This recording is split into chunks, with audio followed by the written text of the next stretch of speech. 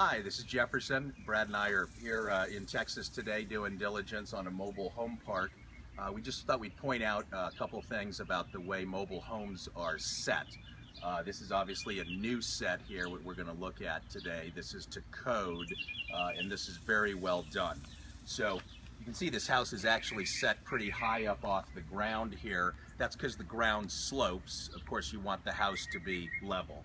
So the ground is sloping down towards our feet.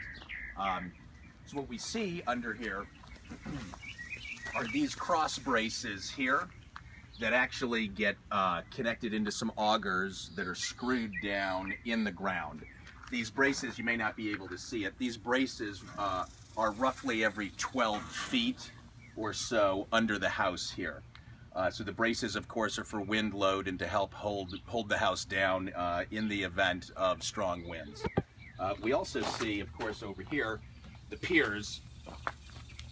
These piers, and this varies with code, what we see running back under the house is that the piers here are about every 6 feet on average. These front two at the front of the house are probably more like 4 feet on center. But when the crews set this house, they, of course, built up most of the pier with concrete blocks. They've got some 2x4s here then, and then these are shims, sort of thin pie-shaped pieces of wood that they hammer in just to get, you know, 1/4 of an inch or 1/2 of an inch adjustment.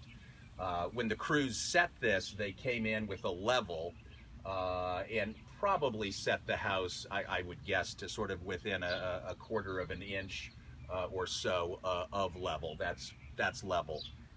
So the piers, again, typically made out of a couple of different things, the cinder block and the wood.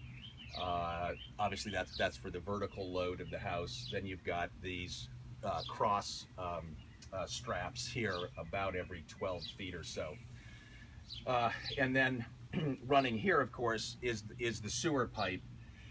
You can see, I think, back there where it connects under the house, and it's actually held roughly every, I'm guessing, 8 feet or so with these straps to maintain its slope. You need to have, I believe, around a 3% grade to have all of your sewer drain appropriately. But this is a very well done job. The crew that set this house did not just let the sewer pipe rest on the ground. They've got it held with these straps, maintaining that roughly 3% slope consistent under the house. And then, of course, it connects here into the park's sewer line, which is basically this piece, and then everything from here back is actually the homeowner's responsibility. Oh, I'm sorry, and we've got a vapor barrier here. That's what this big plastic sheet is for. It runs the length and the width of the house. The vapor barrier is something that is sometimes required by code. And it's just to prevent too much water or moisture from coming up out of the house and getting into the bottom of the house. And again, typically the piers, the cross braces, and the vapor barrier would be done by the crew that sets the house. You'll typically actually have a plumber come in separate and do the water and sewer, and then, of course, other crews that'll set up your electric and gas, if any.